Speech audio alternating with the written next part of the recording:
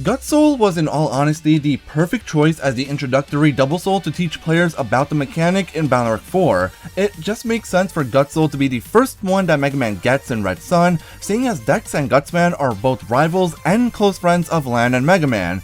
But there's more to Gut Soul than it being perfect as the introduction to Double Souls simply because Megaman and Gutsman are friends. It's also perfect because Gut Soul puts the power of this new mechanic on full display. Truly, Gut Soul is perfect in every single way. One might even say that Gut Soul is groundbreaking. Oh brother, this guy stinks! Listen, the pun was right there. I had no choice but to go for it. And besides, that pun was the perfect segue into the main point of this video. I can't make a best groundbreaking type transformation video like I've done for several other transformation types now. The reason for this, of course, is because Gut Soul is technically the only groundbreaking type transformation, since that chip type only existed in Groundbreakers 4. So instead, we're going to do something slightly different in today's video. We're going to be glazing Gut Soul for being the perfect Double Soul that it is, while also explaining why other transformations could have been groundbreaking type, and also talking about the one disappointment that really should have been that type. So let's start by talking about Gutsman and his Double Soul. Your first thought might be, why would Capcom create a chip type that they would just end up scrapping in the very next game? That is an excellent question, but we need to consider the fact that Capcom needed to come up with 12 Double Souls for Groundbreakers 4, requiring them to have 12 Navis of different types available for these souls. Some of them were no-brainers, like Proto Soul for the Sword type or Roll for Recovery.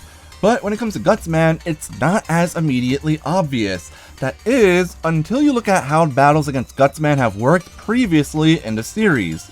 Gutsman actually saw a big change in the way that his battle worked, going from BN 3 to 4. In the old games, especially BNs 2 and 3, he would use his Gut Punch pretty often, and had a Guts Hammer attack that would crack the panels on your field to restrict your movement. And it's this Guts Hammer where his groundbreaking attribute comes from. While Gutsman retains his Gut Punch and Hammer from the previous games, in BN4 he only uses his punch when you're in your front column, and he'll use his Guts Machine Gun often, which he didn't have in BNs 1 to 3. The important attack to focus on is this Guts Hammer. While Gutsman still uses that move in Groundbreakers 4, it is heavily nerfed, especially when compared to the same move in BN3. In 3, Guts Hammer cracks every single panel on your side of the field. But in BN4, it will only crack some random panels on your field and make rocks drop down. Keep that dropping rocks thing in mind, we'll be seeing a lot more of that. As for the Gutsman chips in each game, they absolutely fit the groundbreaking attribute perfectly. While I can't say for certain what the Gutsman chip does in Groundbreakers 1, and I'm too lazy to open that game and double check as I write the script, I know from experience that in BNs 2 and 3, the Gutsman chip causes shockwaves to travel down each row and crack every single panel that the shockwaves travel over. In BN4, his chip works the same as his hammer attack in that game, cracking some panels and dropping rocks down onto the opposing field. So clearly, Gutsman fits this theme of groundbreaking perfectly, and it's no surprise that Capcom went with this chip attribute for Gut Soul. But this is where things get a bit weird. Because while Gutsman himself and his Navi chips do fit this groundbreaking theme, Gut Soul simply doesn't. Not a single one of Gut Soul's abilities can break or even crack any panels. At least, not in the released version of the game. As it turns out, Gut Soul did have the ability to crack every panel on the field when it was activated, as can be seen in this 2003 trailer for BN4. It's a shame that this ability did remain upon the game's release, but I also understand why that got scrapped. However, the other abilities of Gut Soul are still great and shouldn't be underestimated. First, you have your charge attack changed into Guts Punch, which deals 60 damage in front of you and can be used to push rock cubes. You can also get access to the Guts Machine Gun by repeatedly hitting the B button, giving you invincibility frames while the attack is active, and firing 8 shots that deal 5 damage each no matter what your Buster rank is. And most importantly, Gut Soul gets a plus 30 buff to all groundbreaking and null element chips, including time freezing ones. That's right, all 2 groundbreaking chips in Groundbreakers 4, disregarding secret chips from open tournaments, get a nice plus 30 damage buff. The most important thing about Gut Soul, however, and what makes it a perfect Double Soul throughout the game, is that plus 30 buff specifically to null element chips. This small damage buff single-handedly makes Gutsoul one of the best double souls in general in my opinion, and a great damage dealer for Red Sun, which doesn't have much in terms of damage output with its other double souls. But don't just take my word for how perfect this ability is on Gutsoul, here's some game-based evidence. Let's take into consideration 3 viruses and 4 chips. For viruses, we'll look at Metar EX, the infamous Melody, and Wall of viruses. As for chips, let's examine Cannon, Binder, Twin Fang, and the Vulcan series. Now, Cannon has a pretty obvious purpose in the game, which is to delete standard Metar viruses. In all 6 games of the series, Mets have 40 HP, and Cannon is a chip in every single starting folder, dealing 40 damage total. Seems obvious enough for me. But for Met EX viruses, which have 70 HP, you would need to use 2 cannons to delete them. This is where Gutsoul comes into play. By giving your cannons an extra 30 damage, they now deal 70 damage, enough to instantly delete Met EX viruses. Interestingly, the other 2 viruses that I mentioned can be deleted by their own chips once Gutsoul is active. Melody viruses have 80 HP, and the binder chip that they drop deals 60 damage. Meanwhile, Wall of viruses have 100 HP, and the Twin Fang chip deals 70 damage. So for both of these viruses, using their chips while Gutsoul is active will give the chips enough damage to delete the virus in a single hit, perfectly showcasing the power of Gutsoul. And then there's the Vulcan chips. Since they're multi-hit chips, Vulcan is the perfect chip to use with Gutsoul, as the extra 30 damage from Gutsoul applies to each shot, quadrupling the damage of the chip. This takes Vulcan 1 and brings its damage up from a measly 30 to an impressive 120, and brings Super Vulcan from 120 damage to a singular chip that becomes stronger than Life Sword, sitting at 480 damage. Gutsoul is even helpful on other multi-hit chips such as Holy Dream, or even Static if you use the Gutsoul patch card during a Dark Soul run. And so, we can confidently say that the groundbreaking attribute was the best one that would fit Gutsoul, even if the transformation itself ended up not having any ability to actually break panels. But despite Gutsoul being the only actual groundbreaking type transformation, and therefore the best groundbreaking transformation by default, there are other Navis that could have qualified as groundbreaking Navis, and other transformations that can, or could have, fit that description. So let's go over each of those next. We're actually going to start this off in Balnarek 2, as Gutsman isn't the only Navi that can break panels in that game. Nightman can also crack every panel on the field by moving forward, which makes sense given he's a heavy knight fully clad in armor. He's probably causing an earthquake by jumping like that. Nightman can also crack panels when he does this in Balnarek 5 as well, though in that game he doesn't crack every panel on the field anymore. However, Nightman was given the Breaker attribute, something that we're going to see happening for every Navi that I'm about to mention. Unsurprisingly, there really is a ton of overlap between the Breaker and Groundbreaking types in Balnarek 5 and 6, especially since the Groundbreaking type didn't officially exist in those games anymore. And so, Nightsoul was of course given the Breaker attribute as well, and had no ways of cracking or breaking any panels. Next up is a pair of Breaker-type Navis from BN6, of course being Dustman and Groundman. Let's start with Dustman. He is an interesting Navi because he technically can fit 3 of the chip attributes, but we'll get back to that one in a second.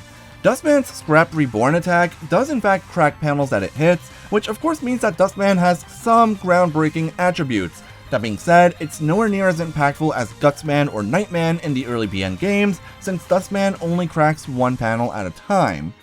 And then there's Dustcross. We're going to be discussing this one a lot in these videos because not only does Dustcross get the Breaker type as its official typing, but it also has aspects of the Groundbreaking and Obstacle types.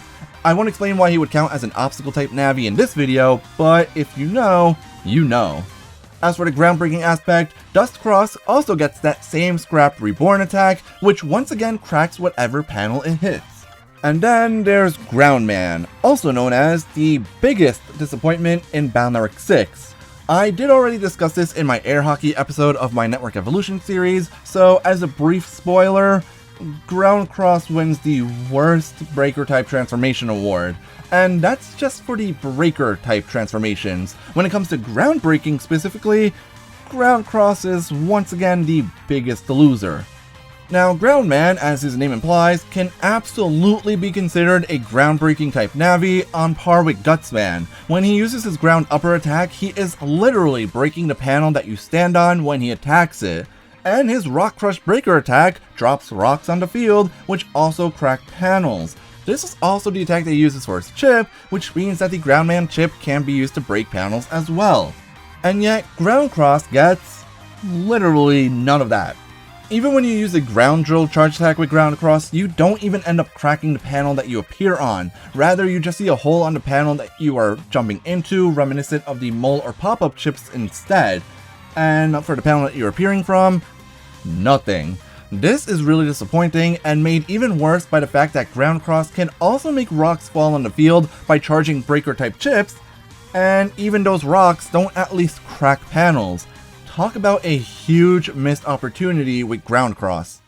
Since Ground Cross now has me upset over how it could have been so much better, let's move on to the next part of the video, where I talk about the two true groundbreaking transformations, at least when it comes to actually damaging some panels. The first we'll go over is also a Balnark 6 transformation, but it technically isn't a cross, or at least it's not only a cross. Let's cut right to the chase. The best transformation for specifically cracking enemy panels in BN6 is of course Dust Beast with its Dust Shooting Chip Charge. This attack throws junk projectiles onto random enemy panels, cracking every panel that they land on, and if you know anything about Balnark 6, you'll know that I'm lying right now. Dust Beast isn't the best at cracking panels, and only cracks some panels randomly. The real groundbreaker in BN6 is, interestingly enough, Elect Beast. When you use Elect Beast, you get access to the Big Thunder Chip Charge attack, aka Gospel's Lightning Breath, just in case you thought that there weren't enough similarities between our two puppy-shaped bug boys. This attack not only paralyzes enemies, but also cracks every panel that gets hit by it, which is a lot of panels. After one area grab, it is possible to crack every panel on your opponent's field, making Elect Beast the best transformation in the series from a groundbreaking perspective. But it does have some competition, of course. There's no surprises here, because the other transformation that can crack panels is of course Ground Style in Balnark 3's superior white version. Yeah, I know, blue version is quote-unquote better than white version because of folder back. But who needs folder back when you have Ground Style and 3 free copies of Area Grab Star anyways? For the most part, Ground Style is only used while you level it up to get the Set Green, Set Ice, or Set Holy programs for your Navi customizer. But Ground Style does have an actual use in battle outside of these programs. When you use your elemental charge attacks with Ground Style, they will crack whatever panel they end up affecting. For Aqua and Elect Ground Styles, this means that their charge attack will crack the panel that an enemy hit by them is standing on, while Wood Ground naturally will crack the panel 2 spaces ahead of you where the tornado hits.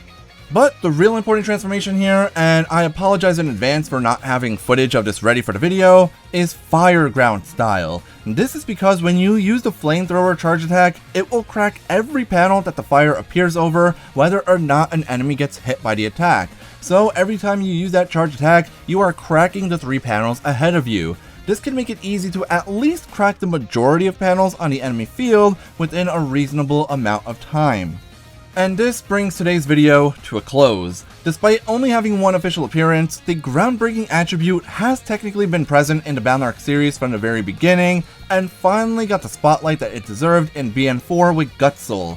Honestly, I know that BN4 gets a lot of flack for being the worst game in the series, but there really are a lot of good, redeemable qualities about that game, and Gutsman is absolutely one of them.